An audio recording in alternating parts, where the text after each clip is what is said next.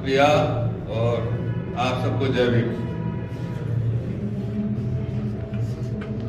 मुश्किल समय है, रहा है, और इस मुश्किल समय में आपने ये 2 दिन का राष्ट्रीय अधिवेशन ऑर्गेनाइज किया है, जिसके लिए आप सबको तहे दिल से बधाई और आप सबका शुक्रिया कि आपने मुझे बुलाया। मुझे लगता है 10 मिनट मुझे टाइम होगा। बात बहुत ही गंभीर है और मीडिया पे बात रखनी है, तो मैं इतिहास का छात्र हूं और सुधीर भाई ने हमारे वरिष्ठ साथी हैं, इन्होंने इतना सब कुछ कह दिया कि अब मेरे पास कहने के लिए नहीं। जो मैं बोलना चाह रहा था सब कुछ इन्होंने कह ही दिया। फिलहाल चलता हूं, अम्बेडकरनामा का जिक्र आया है, अब शायद आप में से कुछ लोग देखते होंगे अम्बेडकरनामा। अम्बेडकरनामा को परसों हैक कर लिया गया, अब उसमें मैं वीडियो अपलोड नहीं कर सकता, आप देख जरूर सकते हैं। मैं एक बात कहना चाहता हूं कि इस जमाने में 21वीं सदी है, मीडिया चलाना, मीडिया खोलना, मतलब डिजिटल अखबार निकालना या यूट्यूब चलाना खोलना बहुत ही आसान है। कुछ नहीं है, ईमेल आईडी से आपका यूट्यूब खुलता है, ये खोलना बहुत आसान है, लेकिन उसका कंटेंट क्रिएशन जो है बहुत मुश्किल काम है। रिपोर्टिंग में और जर्नलिज्म में अंतर है। रिपोर्टिंग, कोई घटना हुई या कोई धरना प्रदर्शन चल रहा है, उसकी रिपोर्टिंग आप करते हैं, लेकिन एडिटोरियल जब लिखना होता है वो मामला अलग होता है। तो कंटेंट क्रिएशन जो है बहुत ही गंभीर काम है। और मैं आपको बता दूं कि अम्बेडकरनामा जब हमने शुरू किया था, हैक हो गया, वापस आएगा, ट्राई हो रहा है, नहीं तो आज फेसबुक लाइव 8 बजे रहूंगा। एक चैनल हैक करोगे, 2 चैनल खोल देंगे।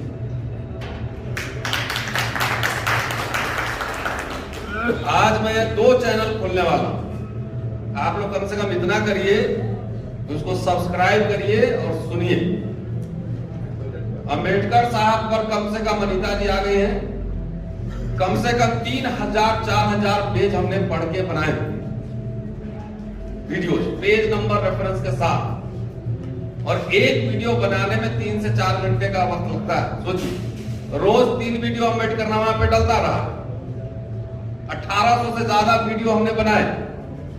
किसी क्राउड फंड अपने लिए नहीं किया, पैसे भी नहीं मांगे, एक चैनल खोला, ईमेल आईडी से खोला गया और उसी में बोलते रहे। 11 लाख घंटे लोगों ने सुना 1.5 साल में। 21 अप्रैल 2020 लॉकडाउन में खोला गया। जैसा कि सुधीर भाई ने कहा कि लोग किताब खरीद लेते हैं, पढ़ना मुश्किल का, और ये अनुभव मुझे भारत भर में भ्रमण करने के बाद मिला कि जहां जाते हैं लोग ओरिजिनल राइटिंग, बहुत कम लोग हैं जो पढ़ते हैं। इसलिए बेहतर है कि घर बैठिए, बहुत ज्यादा भाग दौड़ करने की जरूरत नहीं, और अम्बेडकर साहब को पढ़ पढ़ के लोगों को सुनाइए रेफरेंस के साथ। कई गणमान्य बुद्धिजीवियों का, सुखदेव थोरट साहब का इंटरव्यू किया, अनीता जी का 2 बार किया, और मिलेश जी का किया, चौथीराम यादव का किया, बड़े बड़े पत्रकारों का इंटरव्यू हमने किया, लंबे लंबे इंटरव्यूज किए। वो टीवी टाइप से नहीं, गोदी मीडिया टाइप से कि 2 मिनट बोला फिर उधर से झगड़ा करे, नो, एक बार बैठे तो आधा घंटा 40 मिनट इंटरव्यूज। क्यों कि जब कोई मामला है तो उसके तह तक आप जाइए, उसको पूरा गंभीरता से समझिए। सुनने की आदत भी आजकल नहीं है लोग। जनरली यूट्यूब का एवरेज 3 से 4 मिनट लोग सुनते हैं, अम्बेडकरनामा का थोड़ा ज्यादा था, 8-10 मिनट लोग सुनते थे। तो 40 मिनट अगर मैं बोल रहा हूं और आपसे 30वीं क्लास नहीं लेता हूं, लाल की क्लास काम की बात नाम ही था उसका, अभी रिवाइव होगा फिर आएगा, तो कम से कम सुना जाए। डॉक्टर अंबेडकर जब आए थे, मैं कुछ कोट सुन के आपके सामने, मेरे से पहले जो वक्ता बोले होंगे जाहिर उन्होंने कहा भी होगा, और केसरी की कहानी इन्होंने सुनाई है। अंबेडकर जब आए थे, उनका सबसे पहला लेख जब कोलंबिया में पढ़ रहे थे तो बॉम्बे क्रॉनिकल में छपा था 1916 में, और फिरोज शाह मेहता के सम्मान में कोई बस्ट बनना था, मूर्ति।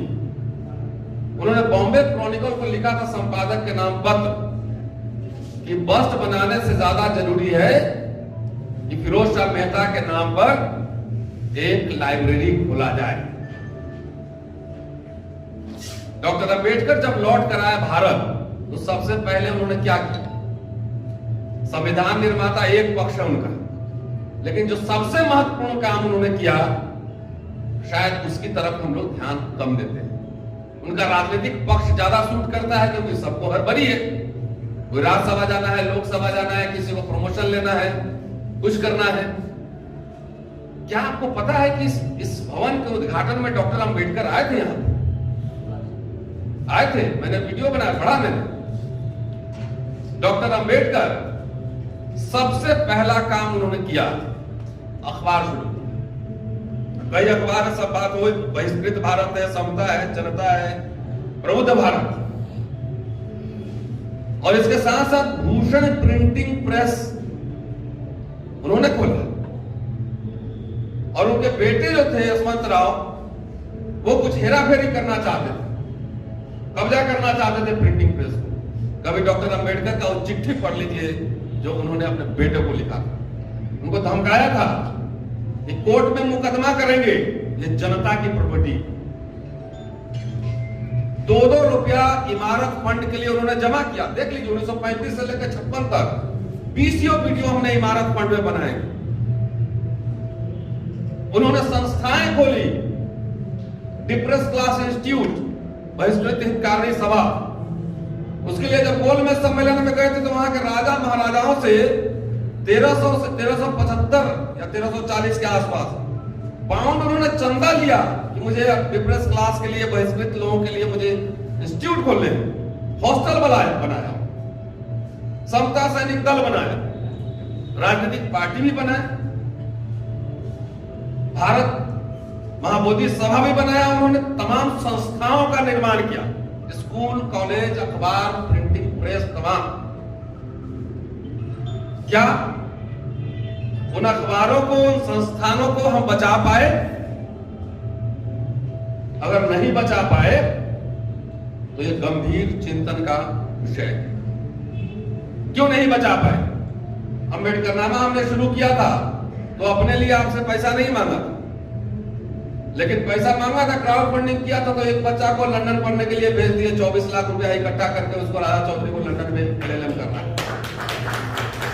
अभी हफ्ता भर पहले जाके देखिए यूट्यूब में, गौरव पौध नाम का लड़का है, जर्मनी में एडमिशन हुआ, पैसे नहीं है हमें, कोई बात नहीं, उसके लिए 4 लाख रुपया मोबिलाइज कर दिया इसी अंबेडकर नामा से, इसी यूट्यूब से। अब भाई हमारे समाज में एक दिक्कत है, अगर एक आदमी कर रहा है तो सारे भारत के लोग आएंगे कि मेरे लिए भी कर दीजिए, मेरे लिए भी कर दीजिए। क्या यह संभव है? मैंने एक रास्ता दिखाया कि इस मीडिया का इस्तेमाल इस तरह से भी किया जा सकता है।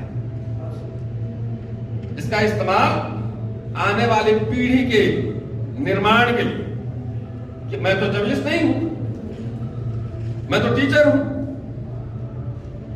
लेकिन इस्तेमाल किया ना, 2 बच्चों को साल भर के अंदर भेज दिया, अक्टूबर में वो गया था, अभी वो जा रहा। कहने का मतलब ये रास्ता क्यों दिखाया गया? सब लोग आप पूछेंगे कहीं भी कि जनरली हमारे लोग बोलते हैं, बाबा साहब तो कहते थे कि भाई अंग्रेजी पढ़ो, अंग्रेजी नहीं पढ़ोगे तो फिर कुछ नहीं होने का है, मुक्ति का मार्ग उसी में। तो बोलेंगे कि बाबा साहब ने तो इतने बच्चों को भेजा था और वो बच्चे जो सोफा में धस गए, चले गए। अच्छी बात है, चले गए, कम से कम उनका तो घर ठीक हो गया। लेकिन ये कह के एक्सक्यूज मत दीजिए कि और सोफा में धस गए तो हम आगे काम नहीं करेंगे।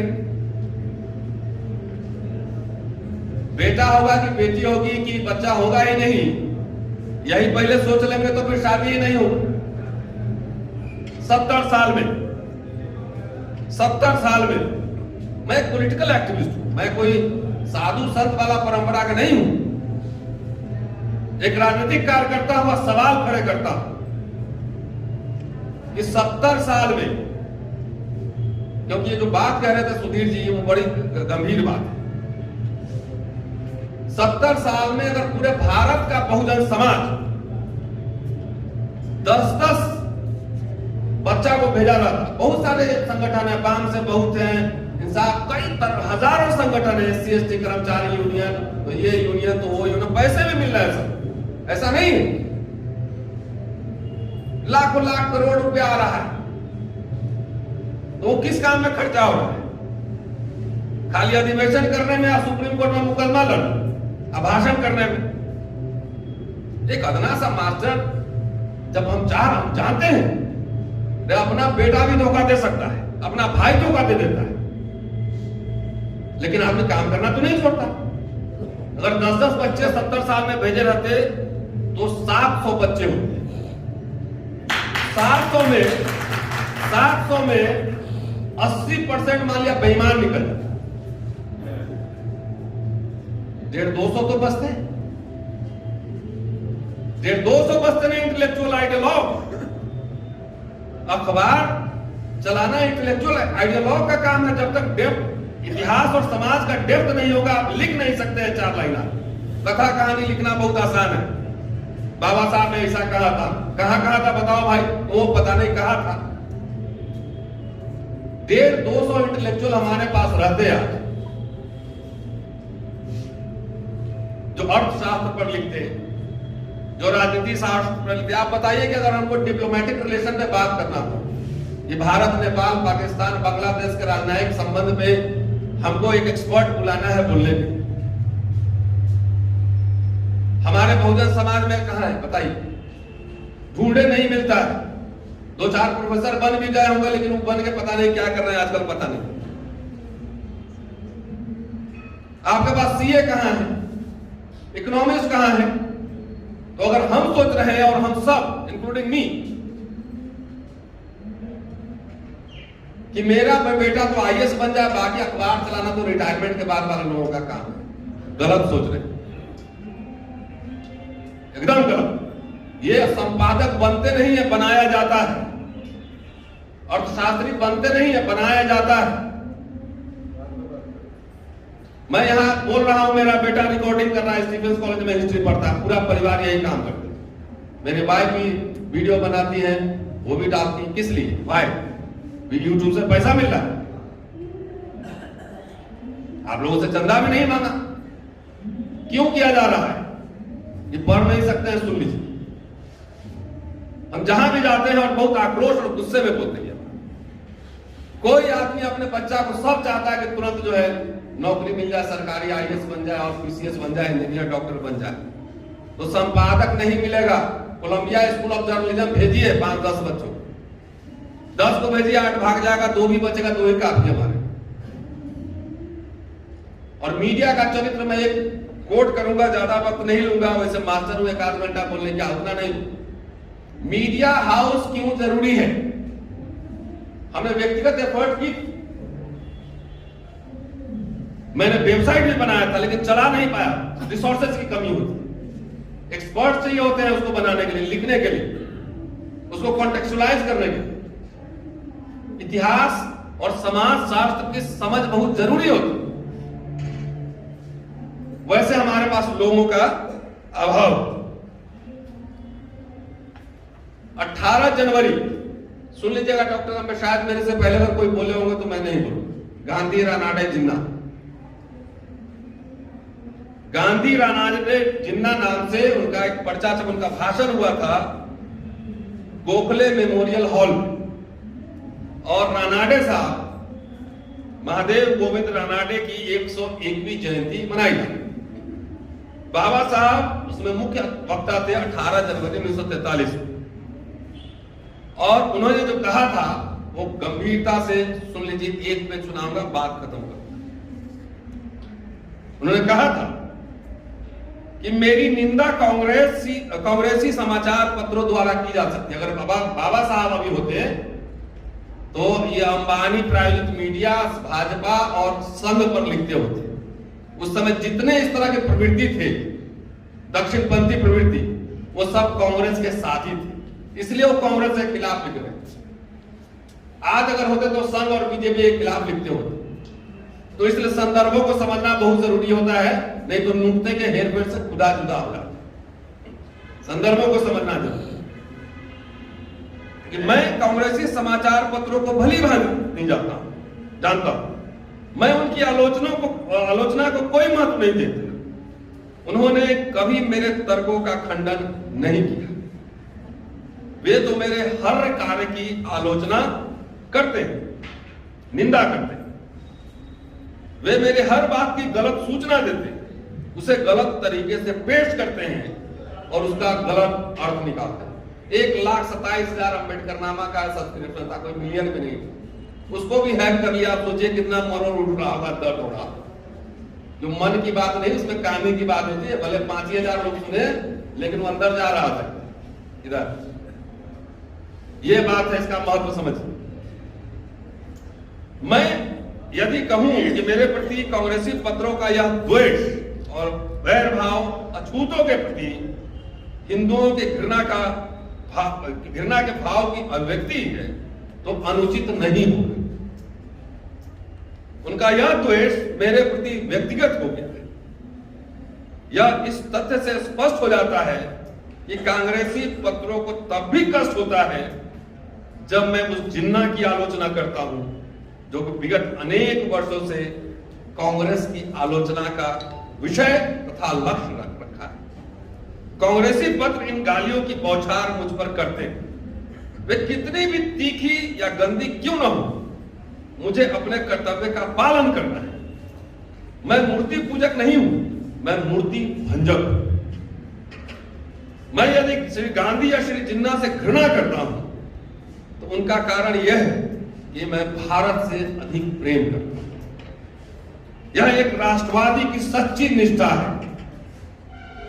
श्री गांधी या जिन्ना की पूजा और भारत की सेवा में आकाश पाताल का अंतर है और वे परस्पर विरोधी भी हो सकते। आज जिन तरीके से संचार के विभिन्न साधन व्यक्ति पूजा को बढ़ावा देने और सरकार की आलोचना, राष्ट्र की आलोचना बताते हैं या राजनीतिक दलों के प्रवक्ता की तरह काम करते हैं। आज भी देखिए, नेता को अगर क्रिटिसाइज कर दीजिए तो राष्ट्रद्रोह का मुकदमा लग जाता है। ये कब लिख रहे हैं? 1943 में लिख रहे हैं। आज यदि अम्बेडकर होते तो गांधी और जिन्ना की जगह कोई और होता कैरेक्टर, क्योंकि उस तरह की टेंडेंसी के खिलाफ वो बोल रहे थे। अब थोड़ा अपने अस्पृश्य बंधु पर भी लिखते हैं, क्या शीर्षक है लेख का, विदेशियों से आग्रह। इस लेख में उन्होंने लिखा है कि भारत के बाहर के लोग विश्वास करते हैं कि कांग्रेस ही एकमात्र संस्था है जो भारत का प्रतिनिधित्व करती है, यहां तक कि अस्पृश्यों का। इसका कारण यह है कि अस्पृश्यों के पास अपना कोई साधन नहीं। आज है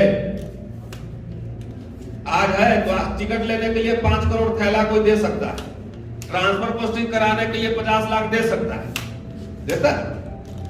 अभी चल रहा है चुनाव, जाके देखिए कहीं कहीं चल रहा है। आज संसाधन है, तब भी डॉक्टर अम्बेडकर जितना अकेले कर गए उतना हम सब मिलकर नहीं कर पा रहे हैं, क्योंकि हमने हर समय अपना सेफ जीवन सोचा, मेरा काम हो जाए। अरे हम लोग जो काम करते हैं, एक टीचर, एक जर्नलिस्ट, एक एकेडमिशियन, एक डॉक्टर, एक वकील, एक सीए, इसको स्टार बनने में 20 साल 25 साल मेहनत करना पड़ता है। तब जाके 50 साल की उम्र में होंगे, तब जाके आपको एक नाम, एक प्रसिद्धि, एक शोहरत मिलेगा। और यहां तो इंस्टेंट है, हैव ए किट कैट, तुरंत एनर्जी चाहिए। 22 साल में स्टार बनना है। स्टार बनने का मानक भी जो है वो एक सरकारी नौकरी। मैं कहता हूं आप अपने बच्चों को महत्वाकांक्षी बनाइए, उसको बनाइए, बताइए कि आपको भारत का प्रधानमंत्री बनना है, दुनिया का सबसे बड़ा विद्वान, ये सिखलाइए उसे ख्वाब बड़े दिखलाइए। मेरे बेटे बेटियों को कहा नौकरी ही नहीं करना है, बीए पास करो, ऑक्सफोर्ड, कैम्ब्रिज, हार्वर्ड जाओ। हार्वर्ड ये कह रहे हैं, उस समय आज इतने संसाधन है, इतने बड़े बड़े नेता, अभिनेता, मंत्री, एमएलए, एमपी, मिनिस्टर, जज, कलेक्टर, डीजी सब बना, लेकिन कलेक्टर का बेटा कलेक्टर बनेगा, डॉक्टर का बेटा डॉक्टर बनेगा। बाकी लीडरशिप जो है हमने 2म दर्जे के लोगों के हाथ में छोड़ दिया है। 2म दर्जे, सेकंड क्लास सिटीजन। उनके हाथ में लीडरशिप हमने छोड़ दिया है। लीडरशिप का मतलब खाली एमएलए एमपी नहीं है, इंटेलेक्चुअल लीडरशिप। और चूंकि उनके हाथ में छोड़ा है तो पॉलिटिकल क्लास भी बहुत दोयम दर्जे का है, क्योंकि हम अपने बच्चे को लीडर नहीं बनाना चाहते। तो बच्चे को जब पढ़े लिखे लोगों को लीडर नहीं बनाएंगे तो ये सत्ता और राजनीति तो डीलरों के हाथ में जाएगा ही जाएगा। ये कहना चाहिए। ये नहीं कि 2 दिन का प्रोग्राम हो गया चले गए। जाके सोचिए कि मेरा बेटा कितना बड़ा आदमी बनना है, बेटी कितना बड़ा आदमी बनना है। उसे ख्वाब बड़े दिला। क्यों नहीं बोल सकता है टेलीविजन, अखबार क्यों नहीं बोल सकता? 10 आदमी मुझे दीजिए, मैं ट्रेन करता हूं, पढ़ाता हूं। लेकिन वो लंबा खेल होता है। आप सोचेंगे तुरंत जो है अभी सीटी मारे और तुरंत बिरयानी आ जाए सामने, वो सब नहीं चलेगा। आज मैं यहां बोल रहा हूं, इसके पीछे 30 साल मैंने मेहनत की हो, तब मैं बोल पा रहा हूं ना। पढ़ के पेज नंबर के साथ आपके पास लेके आ रहा हूं। उन्होंने कलकत्ता में शेड्यूल कास्ट फेडरेशन के हेराल्ड जो पत्रिका, उसको उद्घाटन भाषण में जो कहा था जाके पढ़ना चाहिए, तो इशारा करके छोड़ रहा हूं क्योंकि समय का अभाव है, बहुत लोग बोलने वाले। तो जाके देखिए क्या क्या एडिटोरियल में लिख रहे हैं। सवाल है कि सिर्फ हम इंटेलेक्चुअल नहीं, बहादुर इंटेलेक्चुअल थे। बहुत सारे लोग इंटेलेक्चुअल प्रोफेसर भी बन गए, ऐसा नहीं है कि नहीं बने, लेकिन वो डर के मारे न उनका पेन चलता है, न आवाज निकलती है। या ऐसा ना हो कहीं बाई चांसलर साहब नाराज हो जाए, कहीं सरकार के लोग नाराज हो जाए, नहीं निकलती है। एक इंटेलेक्चुअल का काम भक्ति करना नहीं होता, उसका काम होता है समालोचना का, उसका काम होता है एनालिसिस का। किसी राज सत्ता का वो बंधुआ मजदूर नहीं। तो इसलिए ये 10 जनरेशन अगर हिस्ट्री का टीचर बनता है सर, अगर कॉलेज यूनिवर्सिटी में 10 बैच बनाएंगे, उसमें से एक जाके बड़ा हिस्टोरियन बनेगा। इरफान अली, भारत शर्मा आपके सामने आएंगे, रोगला थापर, डीएन श्रीमाली जैसे लोग। 10 जनरेशन, और उसके लिए कितना पेन सहना पड़ता है। अरे कुछ नहीं कर रहे हैं तो आप पैसा ही कमाइए, बिजनेस कीजिए। अब बिजनेस कीजिए तो कुछ माल उधर से लाइए, हम ही लोग चलाते हैं, ट्रेड करते हैं, हम ही लोग पढ़वाते हैं बिना पढ़े। हम तो चाहते हैं कि मेरा बेटा बेटी डॉक्टर अंबेडकर की तरह बने। 15 साल अभी नौकरी है, 15 साल आप पढ़िए, हम स्पॉन्सर करेंगे। दुनिया में काम की कमी नहीं है, काबिल लोग की कमी है, ये याद रखिए। काम की कमी, आप जाके देखिए सिपाही का अगर एडवर्टीजमेंट निकाल दें, अभी रेलवे का निकला था ना जो हंगामा हुआ अभी, तो कितना 1 crore 15 lakh applicant, 1 crore 15 lakh. UPSC IAS के लिए होता था कुछ लाख होते हैं। उसी तरीके से बच्चों को महान बनाना है, बड़ा आदमी बनाना है, तो उसके लिए 20 साल काम करना होगा, तब जाके उस लीग में जाएगा। तो बच्चों को बोलिए कि तुमको महान बनना है। संपादन है काम, अखबार निकालना और लगातार उसको सस्टेन करना। आप खोल तो लेंगे, लगातार इंटेलेक्चुअल लिखेगा कौन उसको?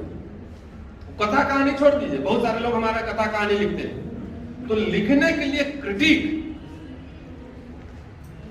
हमारे बहुत सारे हजारों साल, बहुत बढ़िया है, होना चाहिए सर। लेकिन इन संगठनों को भी संगठित होने की जरूरत है। आप राजनीति करना है करिए ना, कुछ और काम करेगा, कोई संपादन करेगा, कोई लेख लिखेगा, इसके लिए रिसोर्सेज की जरूरत है।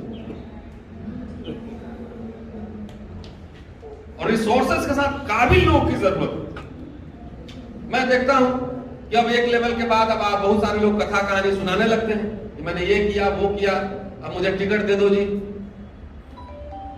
अरे टिकट मांगने वाला क्यों, टिकट देने वाला बनना है। इसके लिए 10 साल 15 साल 20 साल तैयारी की। मैं तो ये देख रहा हूं कि आज मैं 50 साल का होने जा रहा हूं, जब मैं 70 साल का होऊंगा अगर जिंदा रहा, तो उस समय भारत की तस्वीर कैसी हो। और जो बच्चा अभी 20 साल का है वो उस समय 40 साल का होगा, वो किस स्टेज पर पहुंचेगा, उसकी नींव आज पड़ेगी, आज तैयारी करेंगे। शुक्रिया जय भीम।